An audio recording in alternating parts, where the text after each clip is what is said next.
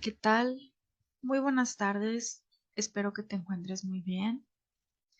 Bienvenido a tu segunda sesión del programa de prevención de adicciones. Y bien, la sesión pasada estábamos hablando de manera general acerca de las adicciones. El consumo de drogas legales y también las ilegales se ha extendido no solamente a todo el mundo, sino también gran parte de México, de la población mexicana, padece este problema de las adicciones. Las adicciones, de hecho, no distinguen clases sociales, nivel educativo, sexo, religión, nivel socioeconómico, no distinguen. Y a lo mejor erróneamente tenemos como muy estereotipado el hecho de que la persona que es adicta a las drogas o la persona que es consumidora de drogas va a ser una persona de escasos recursos o va a ser una persona que vive en una situación de pobreza, en una situación de desigualdades sociales. Y la verdad es que no.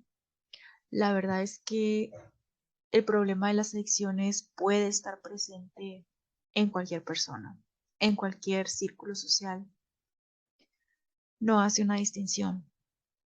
Cuando la persona consumidora ha desarrollado la adicción, la búsqueda de la droga o la sustancia se va a convertir en el principal centro de la vida del individuo. Es decir, esto es lo más importante, como dicen, em, vive para consumir y consume para vivir. Entonces, esto se vuelve como un ciclo repetitivo, ciclo vicioso, no por nada se le llama adicción. Y cuando la persona ha avanzado a a esas alturas, a estos niveles de consumo, se produce pues varias consecuencias. Principalmente lo vemos, y muchas veces no lo ve la persona, en la salud física y la salud mental, salud emocional de la persona. Físicamente, pues empezamos a ver algunos cambios, deterioro, como puede ser la pérdida o la subida de peso, cambios en la piel, cambios o caída de cabello. La persona físicamente empieza a verse diferente, su cara ya tiene otro semblante, ya no es la misma de antes. Y mentalmente, emocionalmente, la persona tiende a estar más irritable, tiende a sentirse más sensible, más vulnerable, o por el contrario, dependiendo de la sustancia que esté consumiendo, hay veces que la persona puede verse insensible o como que adopta una personalidad quizás más fría, sin conciencia social, vaya, es decir, que deja de importarle el qué dirán. Todo va a depender de la situación y de la sustancia que se esté consumiendo. También vemos que la persona va a tener cambios en el trabajo. ¿Por qué? Porque la persona, al estar bajo los efectos de una sustancia, no va a estar en sus cinco sentidos como lo haría normalmente. Entonces puede ser que empiece a tener faltas en el trabajo o bueno, en el caso de los estudiantes, faltas o ausentismo escolar, lo cual pues puede dar lugar a que el alumno, el estudiante deje la escuela, empiece a reprobar materias por la falta de interés y empieza a reponer materias y pues bueno, se salga de la escuela, decía salirse del estudio. Pero bueno, en el caso de las personas que trabajan también por la misma condición emocional y mental, además del ausentismo, pueden empezar a tener o a desarrollar problemas con sus compañeros de trabajo. ¿Por qué? Porque pues no empiezan a rendir, a producir igual, tienden a estar fuera de control. Entonces no pueden desempeñar sus funciones laborales de manera natural. En la vida familiar de la persona también vamos a ver una serie de cambios. Muchas veces la persona puede empezar a aislarse, a retirarse, a alejarse, a distanciarse más de la familia, con la intención de que los familiares cercanos, sobre todo los que viven en la misma casa, no se den cuenta de lo que está pasando. En ocasiones, aunque la familia esté enterada de que el familiar o el ser querido es un consumidor, de igual manera puede haber muchas diferencias en estos intentos de concientizar al adicto, en estos intentos de forzar a la persona a que cambie, a que deje el consumo, o simplemente si no existe esta insistencia de dejar la sustancia. A veces simplemente los cambios emocionales que empieza a tener la persona adicta repercuten, repercuten de manera negativa en la dinámica familiar, lo cual puede hacer que se vuelva muy tenso el ambiente familiar. Por ejemplo, en el caso de las drogas depresoras, como lo es el alcohol, las personas tienden a ponerse más sensibles, más vulnerables eh, y por ende más violentas, más agresivas. Es una tendencia. No quiere decir que en el 100% de los casos vaya a suceder eso, pero sí en su mayoría. Entonces, de esta manera puede verse modificado el ambiente familiar. Ahora, si se tienen hijos, muchas veces sucede que, ejemplo, si mamá o papá son los consumidores o las personas adictas, no van a tener la misma disposición o la misma energía para estar ahí presentes para sus hijos, porque su energía, su mente, su pensamiento, su esfuerzo, sus acciones están enfocadas en la búsqueda de la sustancia, en la búsqueda y el consumo de la sustancia. Entonces, prácticamente se vuelven unos padres ausentes para los hijos. También tenemos que la persona consumidora de sustancias ve cambios significativos en su economía, porque como ya se mencionó en la sesión anterior, representa un gasto financiero. La droga cuesta, la sustancia cuesta, tiene un precio, por lo tanto, va a repercutir en la economía de esta persona. Ahora, si ya vimos que genera esta serie de consecuencias negativas, a lo mejor te estás preguntando, bueno, entonces, ¿por qué no dejar el consumo? ¿O por qué las personas que están inmersas en esta problemática, en esta enfermedad, por qué no lo dejan? Bueno, te voy a explicar el motivo, que tiene que ver con la parte neurológica. Es lo que los psicólogos y los médicos le llaman neurobiología de la adicción. Y esto nos va a ayudar a entender un poquito mejor.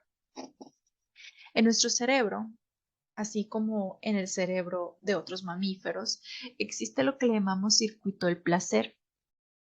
Circuito del placer o también le llamamos circuito de recompensa. Precisamente esta región del cerebro es un circuito primitivo que también existe en algunas especies de animales y es necesario para la supervivencia, ya que sin este circuito del placer no pudiéramos procesar actividades placenteras que son necesarias para la supervivencia, como la alimentación, la reproducción, etc. Y bien, aquí en esta imagen tenemos entonces una persona y en el circuito del placer se procesan todas aquellas sensaciones que capta a través de los sentidos y que pueden estar vinculadas, por ejemplo, al consumo de sustancias. Aquí en el ejemplo viene el alcohol, a la alimentación, aquí en el ejemplo viene un pastel, los azúcares, lo procesamos y nos da felicidad, nos da placer. Fumar, disfrutar de alguna actividad como la música, ver cosas que nos satisfacen, que nos dan placer, hacer un uso adecuado de nuestro tiempo, sentirnos autosuficientes, hacer ciertas actividades ocupacionales que nos dan placer, o simplemente el tener una buena charla, una buena plática, son actividades que también nos van a dar placer y se van a ver aquí activadas en nuestro cerebro, en nuestro circuito de placer o circuito de recompensa. Recuerda que todos percibimos nuestro mundo a través de los sentidos, así como en la imagen, sentido del habla, del oído, sentido del equilibrio y la coordinación, sentido del gusto, nuestro sentido de la vista, el sentido del tacto, la escritura, todos estos procesamientos se llevan a cabo aquí en nuestro cerebro y están vinculados con el circuito del placer. Y solo son algunos ejemplos, obviamente hay más actividades que nos dan placer. Entonces, con este ejemplo te puedes dar una idea de los motivos. Aquí las adicciones actúan en el circuito del placer. Generan placer, generan bienestar, se siente como una recompensa. Entonces la persona aprende conductas relacionadas al consumo.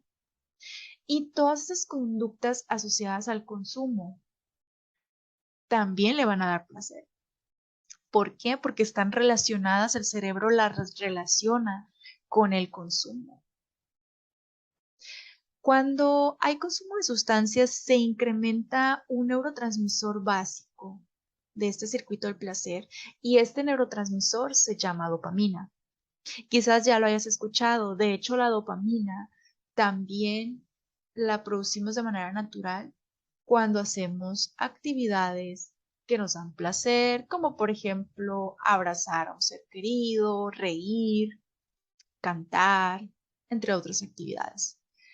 Entonces se podría decir que la dopamina es el neurotransmisor responsable de activar nuestro circuito del placer. Lo natural es que la dopamina se produzca de forma natural en nuestro cerebro cuando hacemos esas actividades que nos gustan, que nos llenan de satisfacción, que nos hacen sentir bien, esas actividades que te dan bienestar, que te hacen sentir productivo, que le dan sentido a tu vida.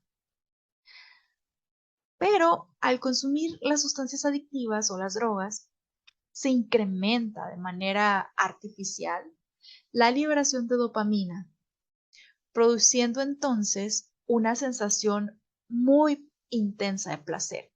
¿Por qué es tan intensa? Pues porque es un mecanismo artificial por el cual estás estimulando la producción de esta dopamina en tus neuronas. Entonces, el consumo crónico ya con el tiempo, con la acumulación y un consumo tras otro, nuestro cerebro ya no va a producir la misma cantidad de dopamina que al principio. Entonces, se podría decir que nuestro cerebro se queda seco de dopamina, ¿sí? Es como que el cerebro dice, pues ya me están dando la dosis de dopamina, entonces no necesito producirla, ya no la voy a producir. Y de cierta manera, por eso decimos que se seca la dopamina, se seca el cerebro, se seca la dopamina. Con el consumo de drogas, entonces pasa esto. Disminuye el mecanismo natural de producir o segregar la dopamina. Y con esto, la persona se va a empezar a sentir mal. O como dicen, le va a pegar el bajón emocionalmente, se va a sentir mal, se va a sentir decaído.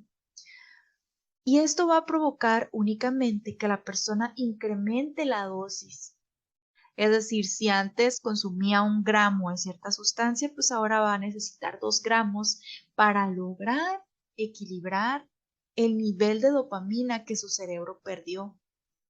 ¿Por qué? Porque el cerebro se malacostumbró a que esa dopamina entrara de manera artificial y por eso la deja de producir. Por eso tenemos estos 3 conceptos fundamentales: la tolerancia, la dependencia y la abstinencia. La tolerancia es esa necesidad de incrementar la dosis para lograr el mismo efecto de placer que al principio tenía el consumo de esa sustancia. La dependencia ocurre cuando la persona ha tolerado mayores y mayores cantidades de sustancia. Entonces, el equilibrio cerebral, el equilibrio neurológico, el equilibrio químico de nuestro cerebro se ha alterado. Como ya dijimos, el cerebro se acostumbra a la sustancia y se hace dependiente para funcionar de manera normal. O sea, el cerebro ya necesita que le dé su pastilla, su dosis. Entonces, viene la abstinencia. El síndrome de abstinencia son esos síntomas físicos o esos síntomas psicológicos que se pueden producir cuando la persona adicta o la persona consumidora suspende el consumo de la sustancia. Los síntomas de abstinencia, de hecho, en muchas de las sustancias se inician a las pocas horas del último consumo. La intensidad de estos síntomas y la duración también van a depender del tipo de sustancia que se esté consumiendo. Este síndrome de abstinencia es lo que culturalmente se le llama malilla, ¿sí? Esas sensaciones físicas desagradables, esas sensaciones de sentirse irritado, indispuesto, eso es el síndrome de abstinencia, la famosa malilla. De ahí que muchos adictos sienten que necesitan su dosis para evitar ese malestar de la abstinencia. Y no están muy alejados de la realidad. Realmente el cerebro se malacostumbró a no producir su propia dopamina, entonces sí está pidiendo o necesitando esa dosis de dopamina. Vamos a hablar de alcoholismo, de cocaína, de adicciones en general. Pero antes, este reportaje de Ana Roldán nos explica el proceso que lleva a nuestro cerebro a convertirnos en adictos a alguna sustancia. El tabaco, el alcohol y las drogas son responsables de muchas enfermedades y cada año matan de forma prematura a millones de personas en todo el mundo. De hecho, los datos dicen que en los últimos 10 años el número de consumidores de cocaína en España se ha duplicado. Muchas veces se tiende a pensar que el hecho de engancharse a alguna droga es consecuencia de factores ambientales o sociales que hacen a las personas más vulnerables para convertirse en adictos. Y es verdad, un determinado entorno, la edad de la persona o ciertos rasgos de la personalidad son factores de riesgo, pero no los únicos. Entonces, ¿qué hay además de esto? ¿Qué es lo que hace que nuestro organismo se habitúe a una determinada sustancia y no sea capaz de sobrevivir sin ella? La respuesta está aquí, en el cerebro, ese gran motor que controla todo nuestro organismo, y más concretamente en las neuronas, que son las encargadas de procesar y transmitir toda la información que nos llega del exterior mediante una serie de sustancias químicas que fabrica nuestro organismo. Una de estas sustancias neurotransmisoras son las endorfinas, que en concreto se encargan de transportar la información que nos provoca bienestar o placer. Y para lograr que su mensaje pase correctamente de una neurona a otra, necesitan unos receptores que sean específicos para ellas, es decir, que se acoplen de tal forma que el receptor no deje pasar al interior de la neurona ningún otro tipo de sustancia. Las drogas como la heroína, la cocaína o la morfina tienen una estructura molecular tan similar a las endorfinas que producimos que son capaces de engañar al cerebro y colarse por estos receptores. En este punto empieza el problema. El sistema nervioso se deprime y la persona empieza a experimentar los conocidos efectos de las drogas: sedación, placer, bienestar, lo mismo que ocurriría si el organismo generase una cantidad exagerada de endorfinas naturales. Por eso, y para compensar esta situación de sedación extrema, el cerebro toma la decisión de dejar de fabricar endorfinas propias y da la orden de aumentar la liberación de sustancias excitantes. Este mecanismo, que a priori puede parecer lógico para recuperar el equilibrio, es el responsable de uno de los problemas más importantes que genera la adicción a las drogas. Las glándulas que fabrican las endorfinas se van atrofiando poco a poco si no se usan, y el organismo pierde su capacidad natural de contrarrestar la gran cantidad de sustancias excitantes que se generan por el consumo de opiáceos. Y el cerebro no tiene más remedio que buscar alguna solución en el exterior. De ahí viene el ansia de consumo de drogas o el mono, tan característico de los síndromes de abstinencia. Y lo peor de todo es que a medida que se aumenta el consumo, la excitación es mayor y cada vez se necesita más cantidad de droga para lograr la sedación. Así, el alcohol, la cocaína o la heroína se convierten necesariamente en compañeros de viaje para los toxicómanos. Con este deterioro cerebral, el camino para lograr la desintoxicación es duro y complicado, pero no imposible. Algunos expertos dicen que la clave estaría en invertir el proceso degenerativo, logrando así despertar a las glándulas productoras de endorfinas, que están dormidas pero no muertas. Y bien, ya te puedes dar un panorama más amplio con ese video. Bueno, hasta aquí vamos a llegar por el día de hoy. Espero que esos conceptos hayan quedado claros para ti y puedan generar mayor concientización acerca de cómo se desenvuelve, cómo se crea, cómo se desarrollan los procesos de enfermedad relativos a las adicciones. Recuerda que para validar tu asistencia debes llenar el formulario que aparece en la descripción del video. Gracias.